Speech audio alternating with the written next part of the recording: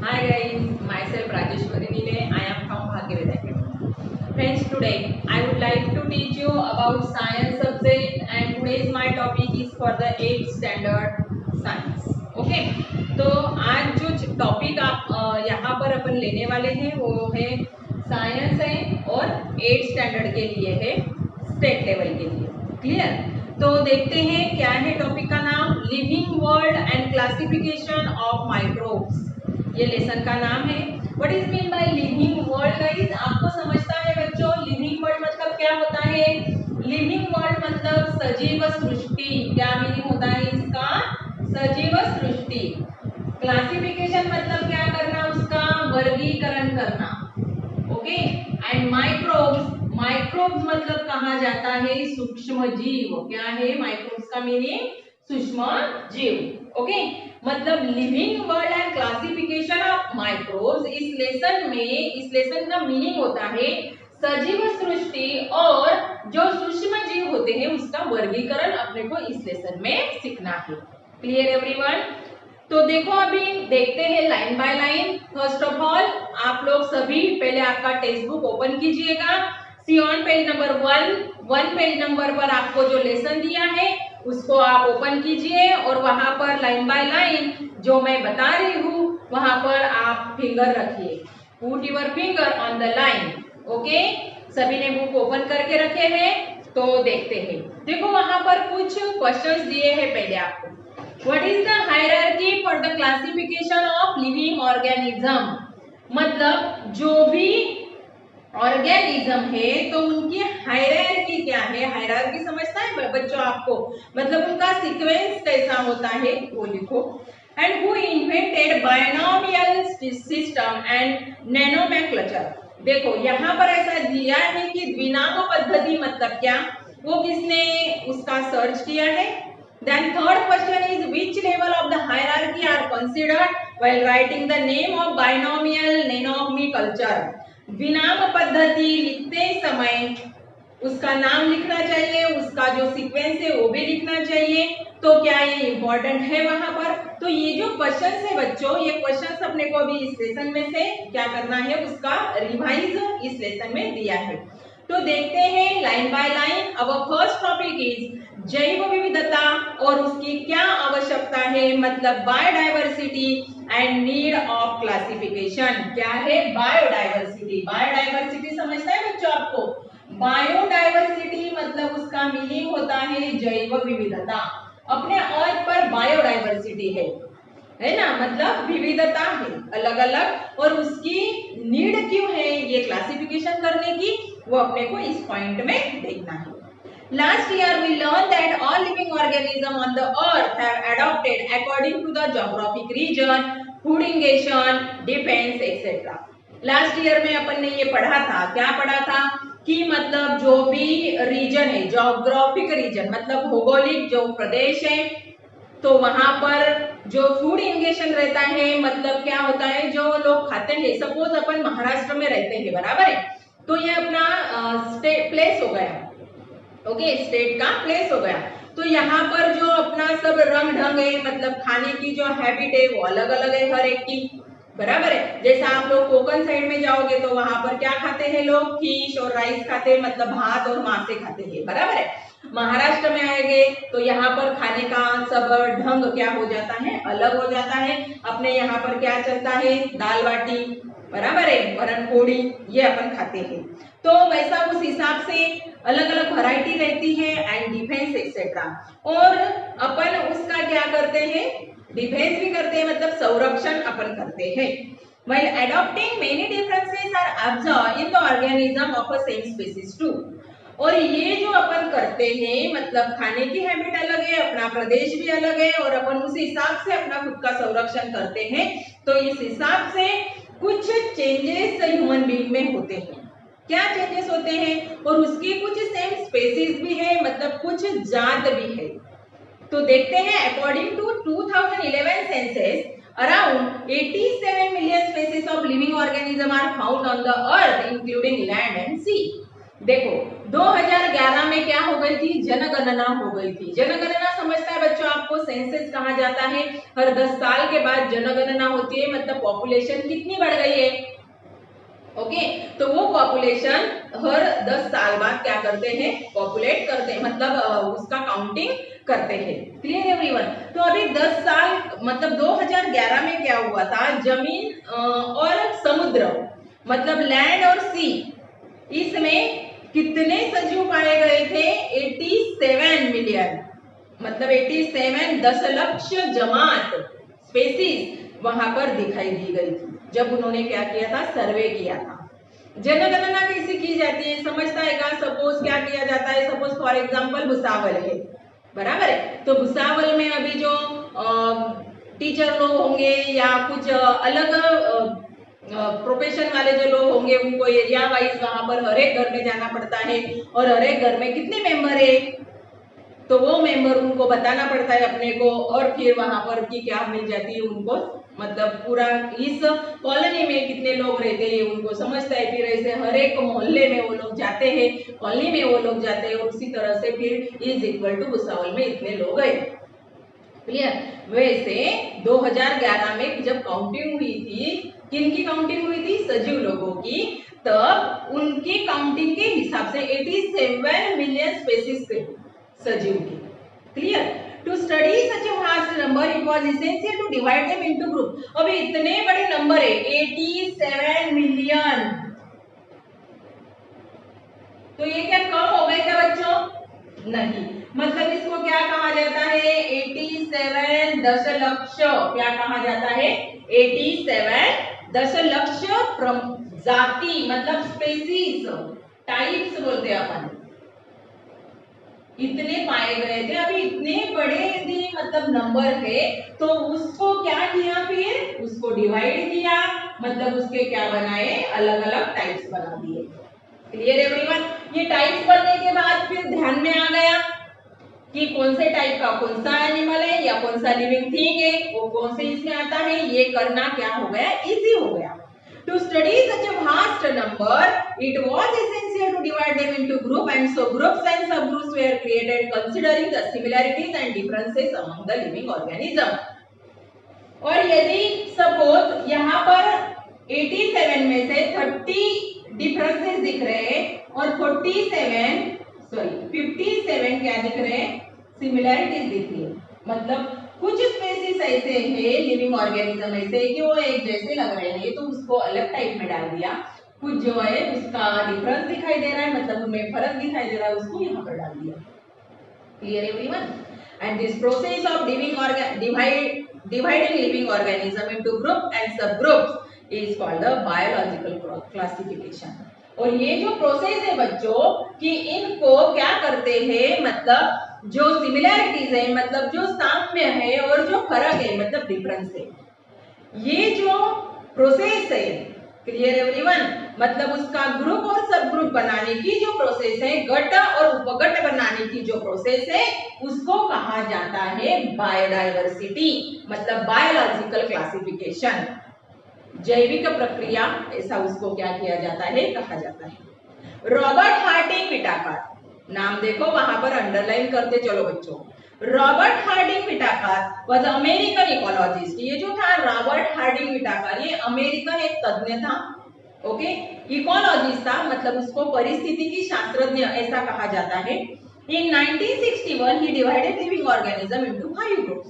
उसने 1969 में इसने क्या किए थे, लिविंग ऑर्गेनिज्म के 5 टाइप्स में क्लासिफिकेशन किया था। Clear. For this classification Whittaker consider the following criteria. देखो वहां पर चार्ट में, वहां पर ध्यान देना है सभी ने, साइड में आपके बुक के एक कॉर्नर पर आपको दिया है लिविंग ऑर्गेनिज्म का चार्ट, वहां पर दिया है, दिख रहा है सबको। तो इसने 5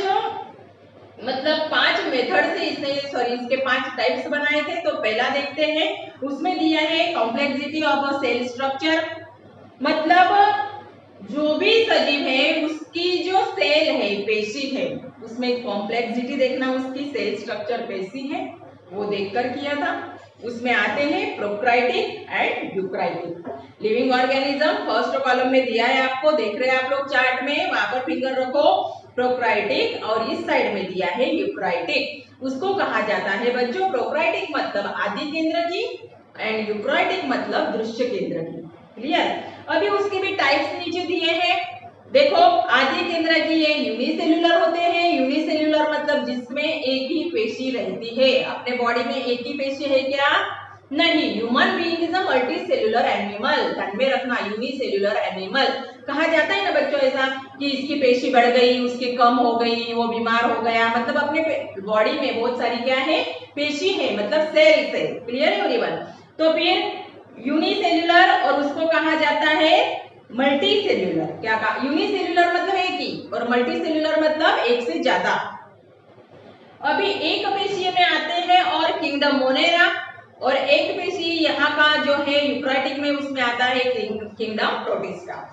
बहुपेशी में और उसका थर्ड टाइप दिया है, देखो उसमें आता है किंगडम थर्ड में फंगी, किंगडम फोर्थ में आता है प्लांट, मतलब प्लेट्यू बोलते हैं अपन उसको, प्लेंटी, उसको कहा जाता है वनस्पति, और लास्ट किंगडम है एनिमेलिया, मतलब उसको कहा जाता है एनिमल। ये जो नाम है ना बच्चों, ये पुरानी जो ओल्ड मतलब साइंस है वो नाम है ये। क्लियर? अभी एनिमेलिया मतलब एनिमल, प्लेंटी ओके मतलब प्लांट। क्लियर? तो देखते हैं, देखो इसने ऐसे 5 क्या किए हैं टाइप्स यहाँ पर बना के दिए हैं। किंगडम थर्ड में जो आता है फंगी, उसमें क्या क्या आता है? Cell wall present but organism can't performance photosynthesis.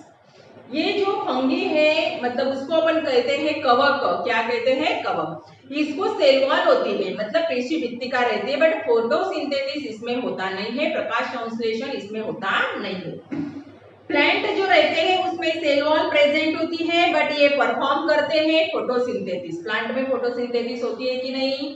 पता है ना सबको, मतलब प्रकाश संश्लेषण। ओके, एंड लास्ट है नो सेल वॉल, मतलब एनिमल में सेल वॉल नहीं होती। ये तो मैंने चार्ट का आपको डिस्क्रिप्शन करके दिया। अभी इस पॉइंट के तरफ चलो। इधर पेशी कॉम्प्लेक्सिटी ऑफ सेल स्ट्रक्चर, इसमें आते हैं यूनिसेल्युलर और मल्टी सेल्युलर। सेकेंड है कॉम्प्लेक्सिटी ऑफ ऑर्गेनिज्म, उसमें भी आते हैं, sorry complexity of cell structure में आते हैं प्रोकैरियोटिक एंड यूकैरियोटिक।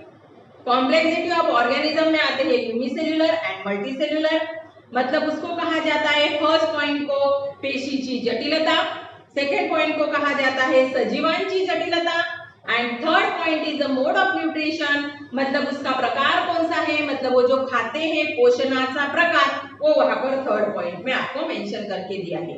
प्लांट्स जो रहते हैं बच्चों वो एटोट्रोपिक रहते हैं, मतलब फोटोसिंथेटिक रहते हैं, मतलब वो क्या करते हैं, वनस्पति खुद का खाना खुद बनाते हैं। अभी आप बोलोगे उनके पास गैस भी है क्या? तो नहीं, वो क्या करते हैं, with the help of sunlight वो खुद का खाना खुद बनाते हैं। सूर्य किरण की मदद से वो खाना बना सकते हैं, तो उनको क्या कहा जाता है बच्चों? एटोट्रोपिक। एटोट्रोपिक समझता है मतलब स्वयं पोषी, खुद का काम खुद करना, मतलब autotrophic. Okay, then second type is a fungi, means उसको कहा जाता है सेप्रोफेटिक।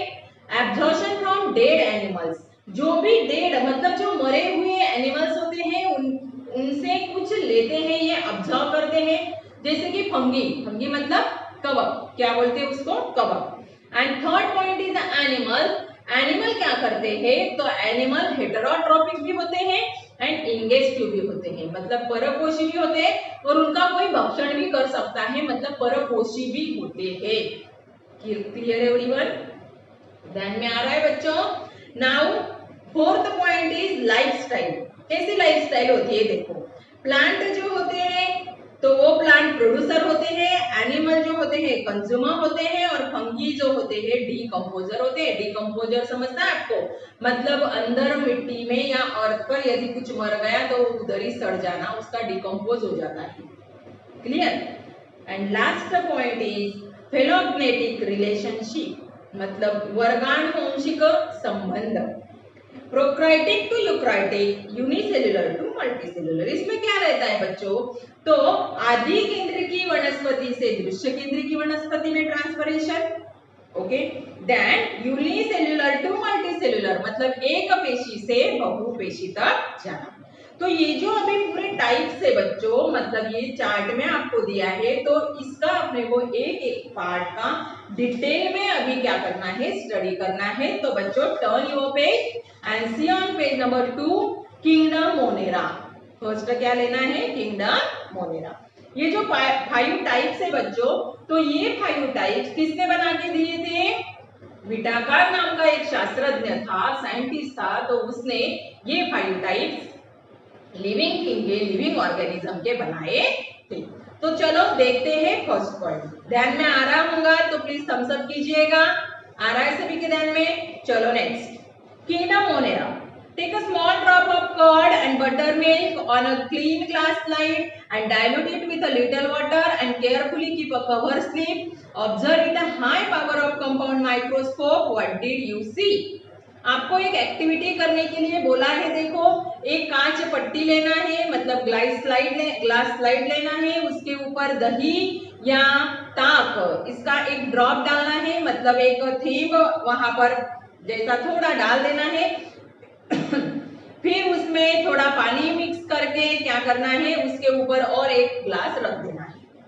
फिर थोड़े टाइम के बाद उसमें देखना है माइक्रोस्कोप के द्वारा, with the help of microscope, compound microscope के द्वारा उसके अंदर देखिएगा क्या आपको दिखाई देगा। तो वहां पर क्या होता है, moving small rod like a microbes are lactobacilli bacteria. वहां पर आपको मूव करने वाले मतलब हिलने वाले रेड कलर के मतलब ऐसे स्टिक जैसे rod like, okay, rod like microbes, sorry red colour के नहीं, रॉड जैसे मतलब डंडी जैसे ऐसे माइक्रोब्स क्या करते हुए दिखाई देते हैं, मूविंग करते हुए वो कांच के नीचे से अपने को दिखता है। और वो जो रहते हैं उनको क्या कहा जाता है, लैक्टोबैसिलाई, ऐसा उसको कहा जाता है।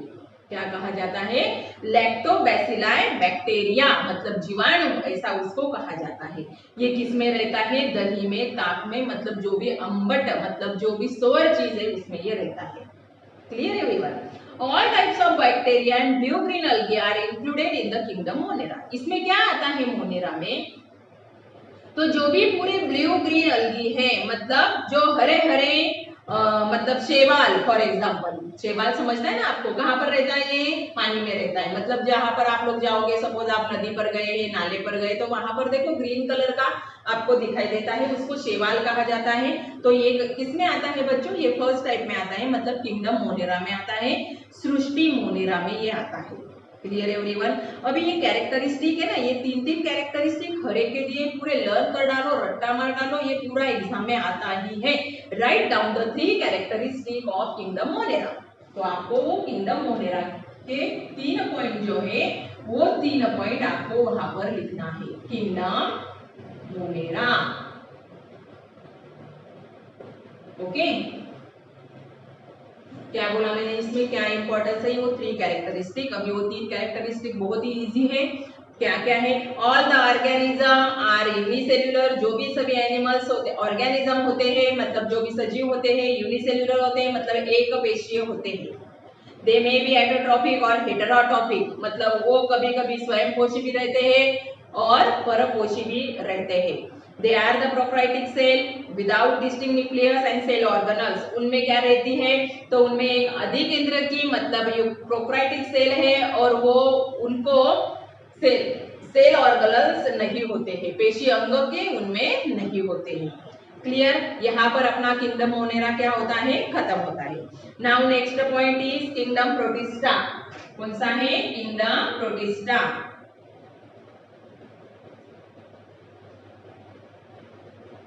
ये अपना सेकेंड पॉइंट है यहाँ पर, इसको कहा जाता है सृष्टि प्रोटिस्टा। क्या कहा जाता है इसको, सृष्टि प्रोटिस्टा। फर्स्ट इसके पूरे तीनों भी पॉइंट डन हो गए आपके। क्या बोला मैंने, ये जो पूरे ऑर्गेनिज्म होते हैं ये एक पेशीय होते हैं, all the organism are unicellular. Second point बोला मैंने, दे में भी एटोट्रॉपिक और हेटेरोट्रॉपिक, मतलब वो स्वयं पोषी नहीं तो परपोषी भी होते हैं। एंड थर्ड पॉइंट बोला मैंने कि इनमें प्रोकैरियोटिक सेल विदाउट और क्या रहता है, सेल ऑर्गेनल्स इनमें नहीं रहता है। ये 3 पॉइंट हो गए। अभी प्रोटिस्टा के लिए भी एक्टिविटी वहां पर करने के लिए बोली है। देखो, prepare the temporary amount of 1 drop of pond water on the glass slide. क्या करना है, एक ग्लास पट्टी रहती है, कांच पट्टी अपन लोग इसमें बोलते हैं, लैब में देखा होगा ना बच्चों आपने, ये कांच पट्टी, बराबर है। तो उसके ऊपर ऐसा पॉन्ड, ड्रॉप ऑफ पॉन्ड डालना है आपको, मतलब पानी का एक क्या डालो, बूंद डालो, ओके। और कहाँ से लेना है, पॉन्ड में से, मतलब डबका होगा, कुछ पानी होगा वहां पर,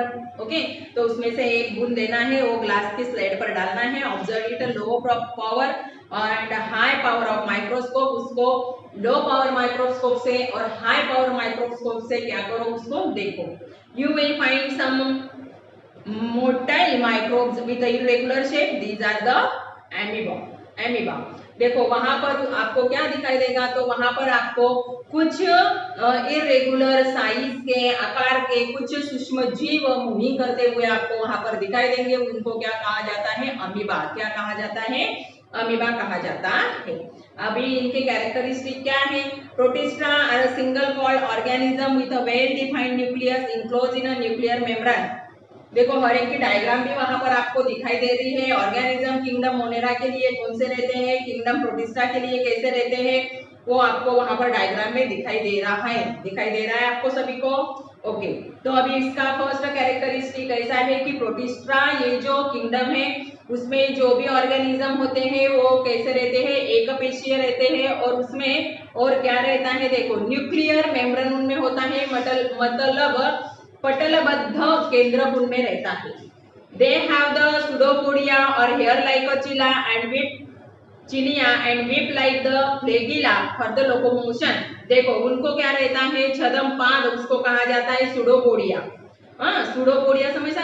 देखो यहाँ पर अमीबा दिखाई दे रहा है आपको, तो उसको इरेगुलर शेप है, उसको कोई शेप नहीं है। और पीछे उसके क्या रहते हैं, पैर, मतलब छड़म पाद ऐसा उसको कहा जाता है। और उसके ऊपर हेयर लाइक सिलिया रहते हैं, मतलब उसको रोम को नहीं तो काशिभिका ऐसा भी कहा जाता है। उसके ऊपर छोटे छोटे बारीक बारीक, ओके।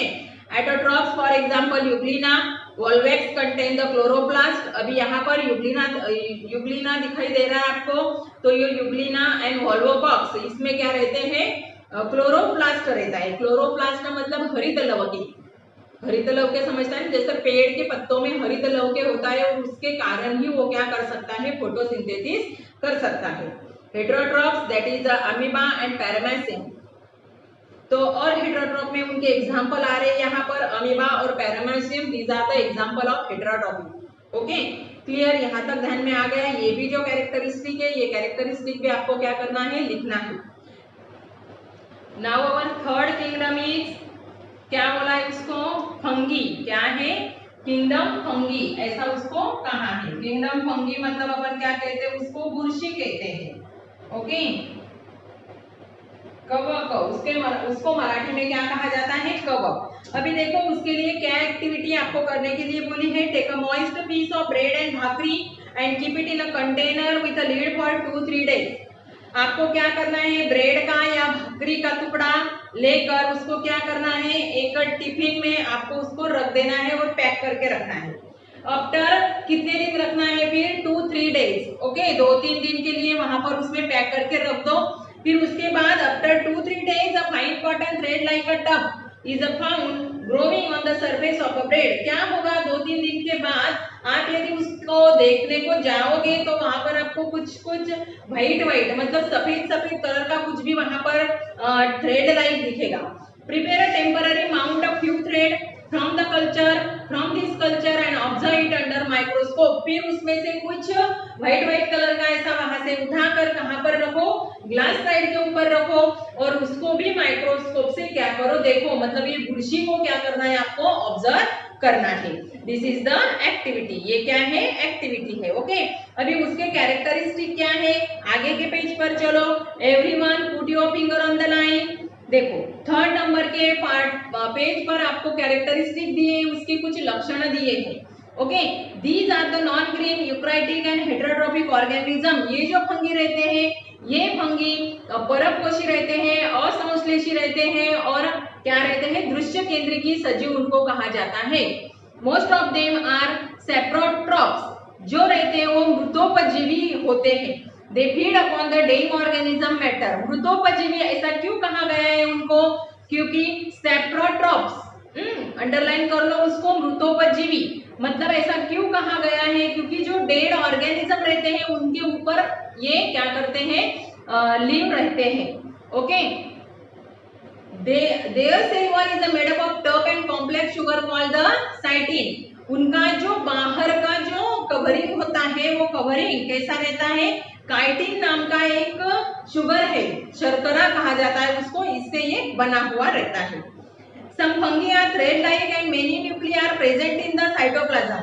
कुछ जो फंगी रहते हैं मतलब कवके रहते हैं वो थ्रेड लाइक रहते हैं, मतलब ऐसे डोरी जैसे, और उसमें बहुत सारे न्यूक्लियस भी होते हैं। एग्जाम्पल बेकर्स ईस्ट, जो बेकरी में ईस्ट रहता है उसको किण्व कहा जाता है। क्या कहा जाता है उसको? किण्व।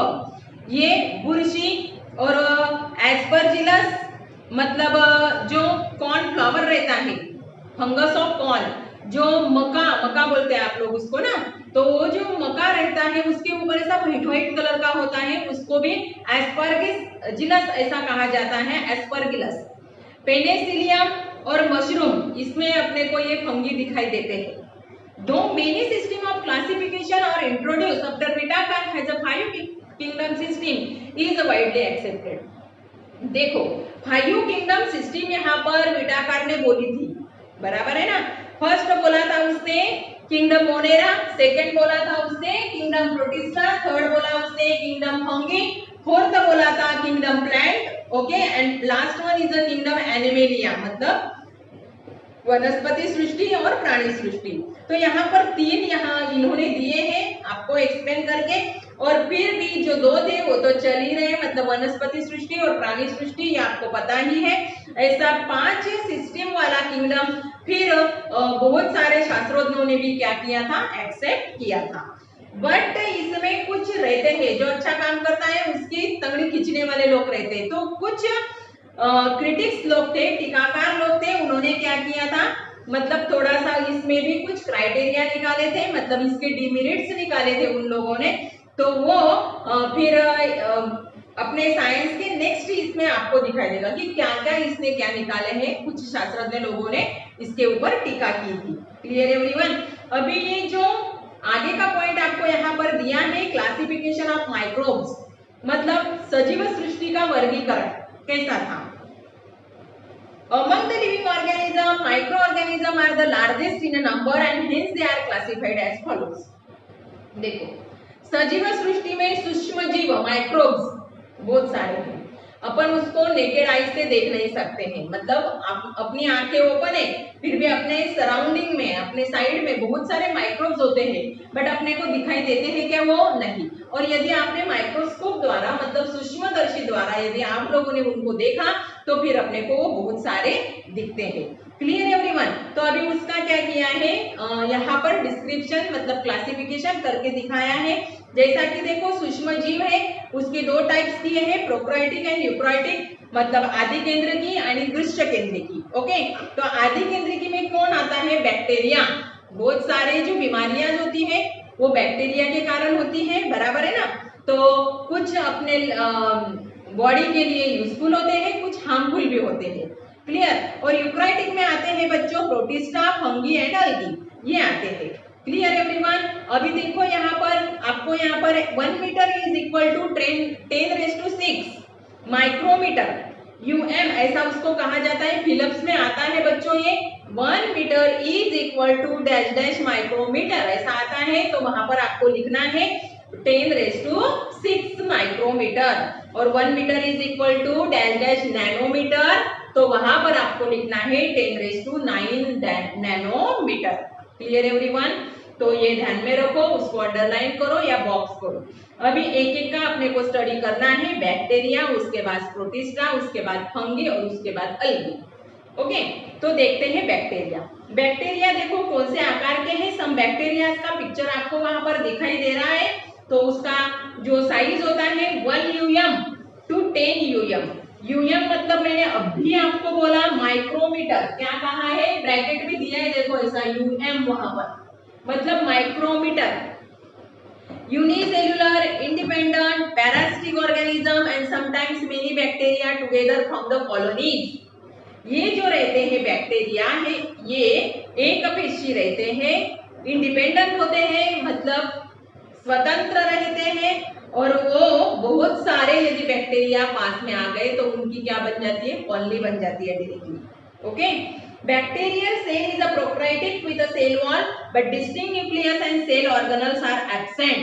देखो इसमें आधी केंद्र की पेशी रहते हैं बट उसको क्या नहीं रहता है, सेल ऑर्गेनल और न्यूक्लियस वहां पर एब्सेंट होता है.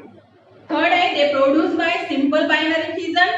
उनका जो मतलब द्विखंडी भवन, ये जो प्रोसेस है ये इनमें होती है, मतलब प्रोड्यूस करते हैं बाइनरी फिजन में. रिप्रोड्यूस करना मतलब उनके जैसा दूसरा क्रिएचर बनाना.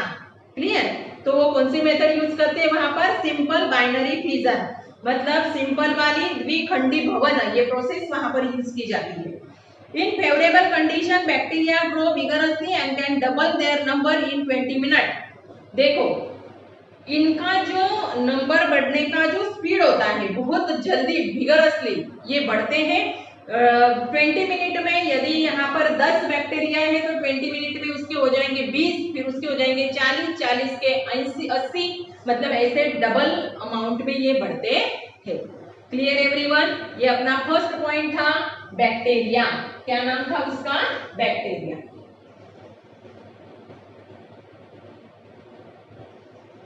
क्या साइज बताई मैंने आपको, 1 UM to 10 UM मतलब एक वहां पर साइज देखो वहां पर दी उन्होंने 1 माइक्रोमीटर टू 10 माइक्रोमीटर इतनी इनकी साइज होती है. क्लियर.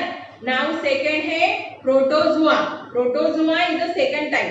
ओके. इसकी साइज होती है अप्रोक्सीमेटली 20 माइक्रोमीटर. कितनी है, 20 micrometer. Protozoa.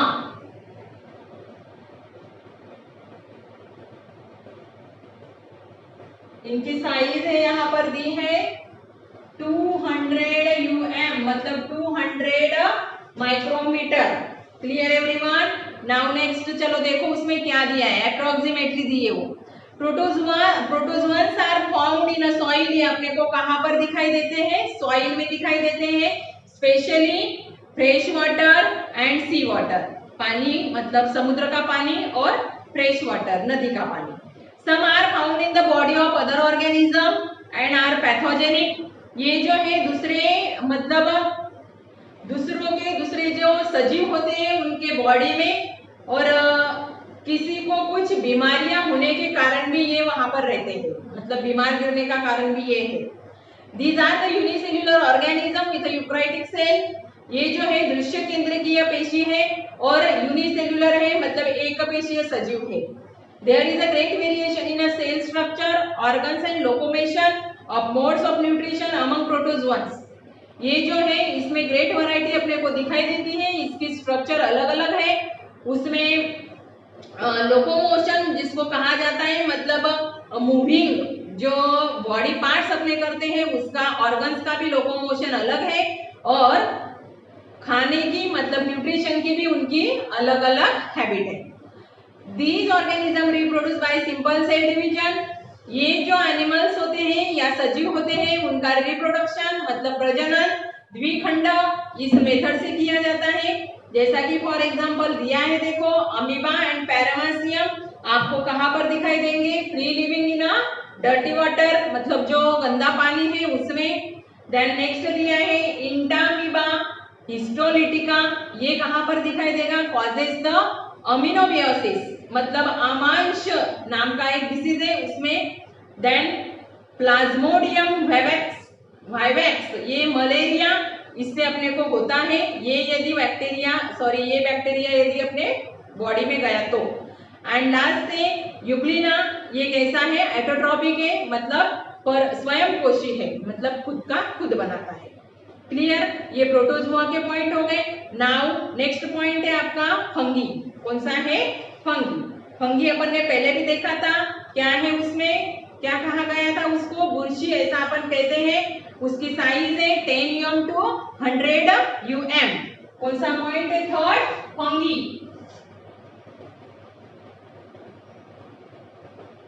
10 mm to 100 mm micrometre. Okay, अभी देखो, these plants are found in a decaying organic matter and dead bodies of the plant and animal। ये जो सजीव है आपको कहाँ पर दिखाई देते हैं? Organism, sorry. तो ये कोई मर गया है प्लांट एनिमल, उसमें भी डेड बॉडीज में, मतलब जहाँ पर कुछ सड़ गया है। ओके, डिकेइंग मैटर कहा जाता है उसको, तो उसमें भी रहता है। बुरशी कहाँ पर भी दिखाई देती है अपने को। These are the eukaryotic organism. ये दृश्य केंद्री की एक पेशीय है। Some are unicellular and other are visible with naked eyes. कुछ ऐसे रहते हैं कि अपन उनको क्या देख सकते हैं? नेकेड आईज से भी देख सकते हैं। Saprotrophic, absorb their food from decaying organic matter. ये मृतोपजीवी है। ओके, मतलब यदि कोई मर गया वहां पर तो वो उसके ऊपर ये दिखाई देता है, और फूड जो रहता है वो उसमें से ही एब्जॉर्ब करने का काम करता है। They produce sexually and asexually by cell division and by budding। इनका जो प्रजनन होता है वो लैंगिक पद्धति से या अलैंगिक पद्धति से, द्विखंडन और मुकुलायन, ऐसे दोनों भी मेथड से किया जाता है। For example baker's yeast and Candida mushrooms, these are the example. Now next is algae. Algae मतलब उसको कहा जाता है शैवाल। क्या कहा जाता है? शैवाल, ऐसा उसको कहा जाता है।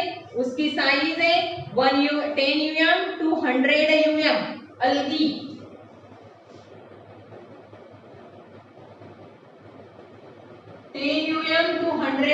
मतलब 10 millimetre to 100 millimetre, sorry micrometre. They are aquatic. शैवाल अपने को कहां पर दिखाई देता है बच्चों? पानी में। ओके, यूकैरियोटिक, यूनिसेल्युलर, एटोट्रोफिक ऑर्गेनिज्म दृश्य केंद्र की है, एक पेशीय है और स्वयं पेशीय ऐसा सजीव है।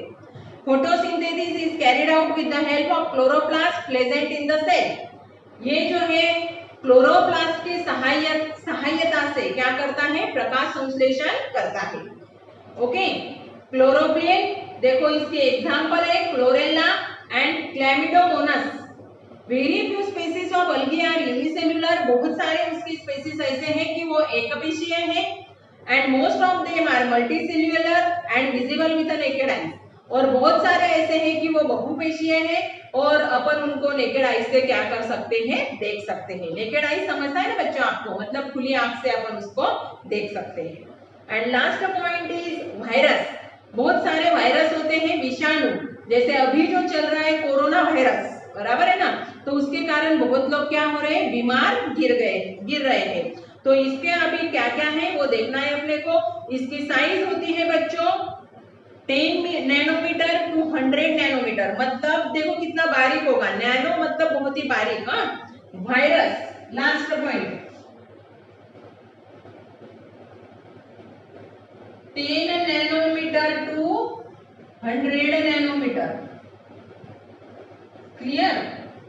इसको कहा जाता है मराठी में विषाणु। क्या कहा जाता है? विषाणु। Generally virus are not considered as a living organism. इनको लिविंग ऑर्गेनिज्म नहीं कहा जाता है, मतलब सजीव नहीं कहा जाता है।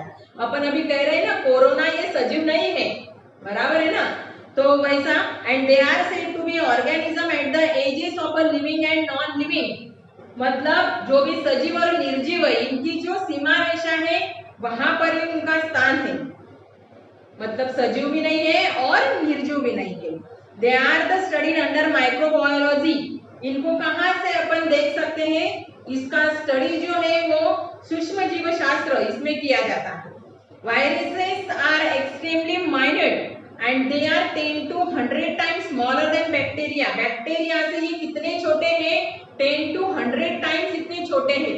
ओके, और ये बहुत ही बारीक है, माइन्यूट है, and can be seen only with electron microscope. अपन उसको कहाँ देख सकते हैं? किसमें से देख सकते हैं? बस इलेक्ट्रॉन माइक्रोस्कोप जो है, मतलब इलेक्ट्रॉन सूक्ष्मदर्शी जो है उसके नीचे से अपन उसको देख सकते हैं।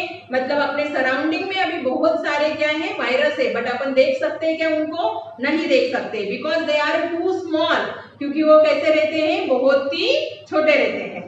They are found in the form of independent particle, वो अपने को एक इंडिपेंडेंट पार्टिकल में दिखाई देते हैं। Viruses is the long molecule of DNA. What is mean by DNA? DNA का लॉन्ग फॉर्म देखो, डीऑक्सीराइबो न्यूक्लिक एसिड, ये भी आता है एग्जाम में लॉन्ग फॉर्म। एंड आरएनए मतलब ribo nucleic acid, covered by the protein code. इनको क्या रहता है बच्चों, मतलब इनको एक प्रथिने बोलते हैं अपन, प्रोटीन कवर, प्रोटीन का एक कवरिंग रहता है, आवरण इसके साइड में रहता है, लॉन्ग मोलेक्यूल है ये, तो डीएनए और आरएनए का। Viruses survive only in a living plant and animal cell and produce their own protein with the help of the host cell and create their numerous replica। देखो वनस्पति और प्राणी इनमें ये क्या रह सकते हैं, लाइव रह सकते हैं, मतलब जिंदा रह सकते हैं, और उसके हेल्प से, पेशी के हेल्प से वो क्या बनाते हैं, खुद का प्रोटीन बनाते हैं। ओके, और ऐसे बहुत सारी उनकी क्या बना देते हैं, प्रतिकृति बना देते हैं, होस्ट सेल कहा जाता है। And create a numerous replica, replica मतलब उनके जैसे ही। देखो यहाँ पर दिया है आपको विल्ड वायरस, दिखाई दे रहा है पिक्चर में, तो ये है। Then they destroy the host cell, उसके बाद वो क्या कर देते हैं, जो होस्ट सेल रहता है, यजमान पेशी जो रहती है, उनको नष्ट कर देते हैं। एंड बिकम अ फ्री, और वो खुद फ्री हो जाते हैं। This free virus again infect new cell. ये जो फ्री वायरस रहते हैं बच्चों, ये फ्री वायरस है ना, वो किसको, किसके ऊपर इफेक्ट करते हैं, जो सेल होती है अपने बॉडी में, उसको इफेक्ट करते हैं। क्लियर? Viruses causes many disease to plant and animal.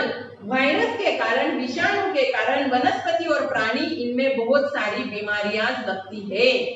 Clear everyone? जैसा अभी जस्ट चल रहा है कोविड-19 मतलब कोरोना वायरस, है ना, तो ये जो वायरस है, ये ऐसा कहा जाता है कि ये क्या है, मतलब डेड है, ये सजीव नहीं है, बट सजीव और निर्जीव के लास्ट अमर्यादित स्टेप में है। यदि वो किसी के बॉडी में गया तो वो उसको क्या कर सकता है, पूरा यजमान होस्ट कहा है, उसको नष्ट भी कर सकता है, और दूसरी जो सेल है, उस सेल को भी वो अफेक्ट कर सकता है। Clear everyone? और ये अपने को नेकेड आई से दिखता नहीं है, वो बहुत ही माइन्यूट है, मतलब बहुत ही बारीक है, स्मॉल है, कि अपने को उसको यदि देखना है तो अपने पास इलेक्ट्रॉन माइक्रोस्कोप चाहिए। कंपाउंड माइक्रोस्कोप से ये दिखेगा नहीं, सादे माइक्रोस्कोप से भी दिखेगा नहीं, तो इसको इलेक्ट्रॉन माइक्रोस्कोप से अपन क्या कर सकते हैं, देख सकते हैं। तो समझ में आ गया बच्चों क्या था इस लेसन में? इस लेसन में जो विटाकार नाम के जो शास्त्रज्ञ थे, उन्होंने अपने को 5 टाइप का क्या कर दिया है, क्लासिफिकेशन करके दिया था। उसमें से 3 यहाँ पर एक्सप्लेन कर दिए हैं, वो अपन ने लिए। उसके बाद माइक्रोब्स का क्लासिफिकेशन, मतलब माइक्रो ऑर्गेनिज्म का क्लासिफिकेशन कैसा रहता है, मतलब उसमें बैक्टीरिया रहते हैं, प्रोटोजोआ रहता है, फंगी रहता है, अल्गी रहता है, और last one is a virus. ये सभी पॉइंट यहाँ पर आज अपने डिस्कस हो गए हैं। ध्यान में आ गया बच्चों? एक बार 2 बार ये क्या करो, लेसन और पढ़ लो, ताकि और आपको क्या आ जाएगा, उसका जो भी मीनिंग है वो थोड़ा समझ में आ जाएगा। Clear everyone? तो पढ़ना है आपको ये लेसन, और अच्छे से इसको क्या करना है, दिमाग में बिठाना है। उसके डायग्राम भी देखते जाओ, और जो भी मैंने बोला है आपको कैरेक्टरिस्टिक, वो पूरा कैरेक्टरिस्टिक आपको इसके लिए लर्न करना है। Clear? Okay. If you like my explanation guys, so subscribe my channel and like my video also. Thank you. Bye bye.